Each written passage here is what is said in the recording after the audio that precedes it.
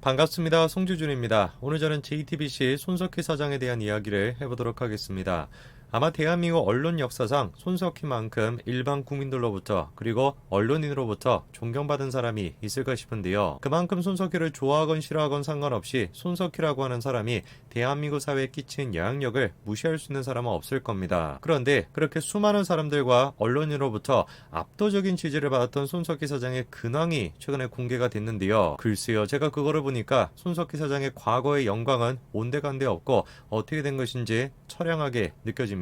도대체 손석희 사장의 근황이 어떤 것인지 같이 한번 확인해 보시죠. 손석희라고 하는 사람이 대한민국 언론계와 사회에 끼친 영향력은 정말로 막대했습니다. 특유의 목소리와 말투로 전달하는 메시지는 진실 여부를 떠나서 모든 내용이 진짜처럼 들렸는데요. 그 영향력이 얼마나 막강했는지 심지어 대통령까지도 탄핵하는데 가장 결정적인 역할을 했었습니다. 그런데 그렇게나 잘 나갔던 JTBC가 몰락의 기운이 서서히 나타나기 시작했는데요. 그 결정적인 계기는 다름 아닌 문재인 정권의 집권이었습니다. 문재인 대통령이 등장하기 시작하면서 JTBC의 정체성이 사라지기 시작한 거죠. 그리고 그거는 온전히 시청률로 나타났습니다. 한때는 JTBC가 시청률 8%를 찍으면서 지상파보다도 높은 시청률이 나왔었는데요. 문재인 정권이 집권하고 난 뒤에 JTBC의 몰락은 점점 가속화됐습니다. 아예 시청률이 0%대를 기록하기도 했고요. 이런 식의 분위기는 정권 말미 현재까지도 진행이 되고 있습니다. 박근혜 정권 당시 JTBC는 정말 기세등등했습니다. 없는 사실조차도 있는 사실로 만들어내겠다라는 식의 의지까지 갖고 있을 정도로 엄청나게 기세등등했었죠. 그런데 그들이 그렇게 열망했던 대통령이 만들어지자마자 한마디로 JTBC의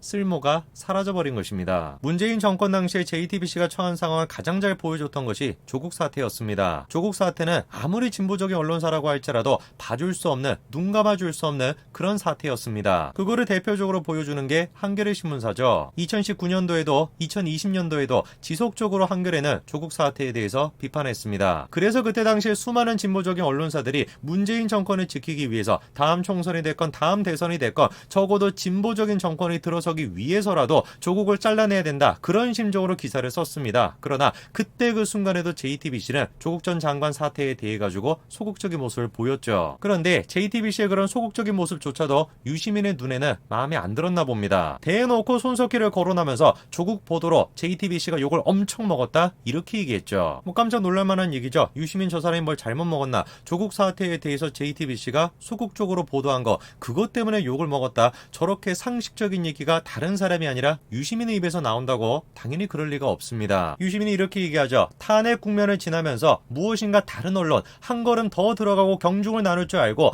균형 감각 있는 언론사로 우리가 마음속에 받아들였었는데 이번 조국 사태 과정에서는 다르지 않았다, 이렇게 얘기합니다. 저게 진보 좌파의 대표적인 지식인이라고 하는 유시민이 가지고 있는 인식 수준인 거예요. JTBC가 정말로 소극적으로 내부 기자들조차도 야, 이렇게 가지고 우리가 조국 사태에 대해서 소극적으로 보도해도 되냐, 이런 비판이 있었는데 보도를 했다라는 사실만으로도 욕을 먹어야지 마땅한 것이지, 이렇게 얘기하는 거, 이게 지금 진보 좌파의 대표적인 지식인인 유시민의 수준입니다. 그리고선 구체적으로 어떤 얘기를 합니까? 김경록 씨에 대한 얘기를 해요. 손석희 사장님이 아실지 모르겠는데 접촉하다가 안 됐다고 한다. 그리고서는 손 사장님이 그런 일이 있었다라는 건 알아두시는 게 좋을 것, 이렇게 얘기하죠. 협박 아닌 협박을 하고 있는 거예요. 손석희, 너 이거 잘 알고 있어. 우리가 뜻하는 대로 네가 움직이지 않았지. 이거 잘 우리가 기억하고 있을 거야. 협박 아닌 협박을 했던 게 유시민입니다. 그런데 또 웃긴 게 뭡니까? 오히려 JTBC가 유시민한테 사과를 요구했습니다. 왜냐? 김경록 인터뷰를 거절했던 건 자기들이 아니라 김경록 본인 스스로라는 거죠. 저는 그래서 정말로 부끄러운 얘기입니다만 저때까지만 하더라도 손석희 사장이 좀 바뀌었구나 라고 생각했습니다.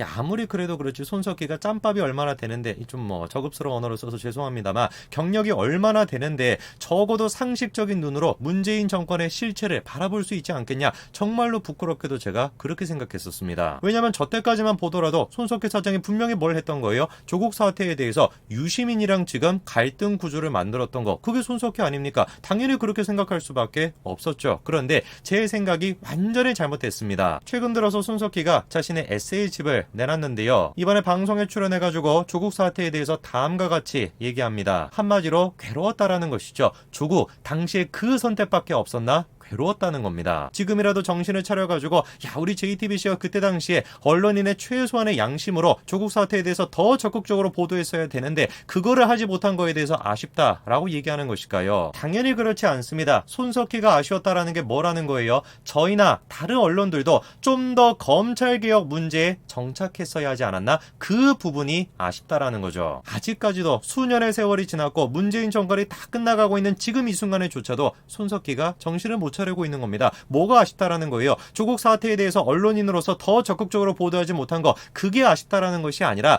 조국 사태가 아니라 검찰개혁에 초점을 뒀어야 되는데 그걸 하지 못해서 아쉽다 이러고 있습니다. 한창 이제 조국 사태가 진행이 되고 있었을 때 정경심 교수가 해명하는 글을 올렸었죠. 그거에 대해 가지고 JTBC가 뭐라고 얘기했습니까? 피의자 신분인 법무부 장관의 부인이 직접 여론전에 뛰어드는 것은 이것이 적절하느냐라고 하는 지적도 물론 나오고 있다. 이 얘기 딱 한마디 했습니다. 유시민이가 됐건 스스로 진보좌파라고 하는 사람들이 됐건 다 들고 일어나가지고 어떻게 손석희가 있는 JTBC에서 저런 식의 보도를 할 수 있냐 난리가 났던 거예요. 그래가지고 한창 시위할 때 손석희가 되돌아와야 된다, 손석희를 살려내라, 그런 식의 막 팻말까지도 등장하지 않았습니까? 그게 바로 저때 당시에 JTBC의 모습이었고 그게 바로 저때 당시에 대한민국의 모습이었습니다. 그런데 드디어 JTBC도 칼을 뽑은 것 같습니다. 놀랍게도 손석희를 어떻게 했다라는 거예요? 해외 순회 특파원으로 발령시켰다는 거죠. 겉으로는 지금 뭐라고 얘기하고 있습니까? 손 사장이 코로나와 관련한 전 세계 다양한 이슈를 다루는 장기 프로젝트를 준비하는 것이다, 이렇게 지금 얘기하고 있는데 저런 거를 가르쳐가지고 저는 뭐라고 얘기하냐? 좌천됐다, 이렇게 얘기하는 겁니다. 상식적으로 생각을 해보십시오. 코로나가 지금 언제적 코로나인데 지금 뭐 문재인 정부에서도 코로나를 일상생활 회복 단계다 그래가지고 지금 뭐 거리두기를 풀어주고 있는 그런 상황 아닙니까? 근데 뭐 지금 시기에 갑자기 전 세계 코로나에 대해 가지고 장기 프로젝트를 한다, 말이 안 되는 거죠. 그냥 좌천됐다라고 저는 봅니다. 들어보신 적 있습니까? 언론사의 사장이라고 하는 사람이 갑자기 무슨 뭐 특파원이 돼가지고 전 세계를 돌아다닌다, 말이 안 되는 것이죠. 그냥 회사 입장에서 봤을 때 제 생각에는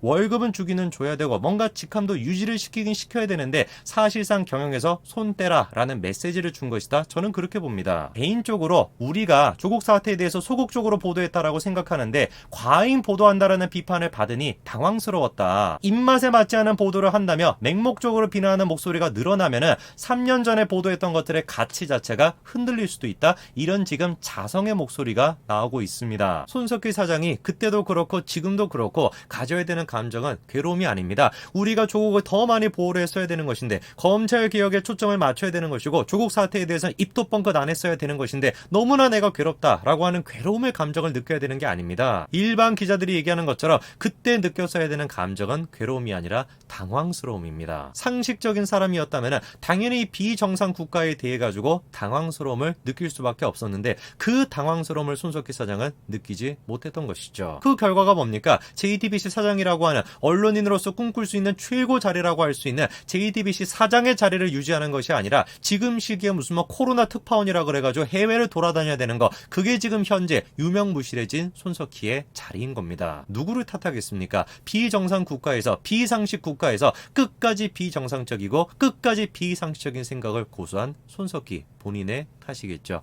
여기까지 말씀드리겠습니다. 감사합니다.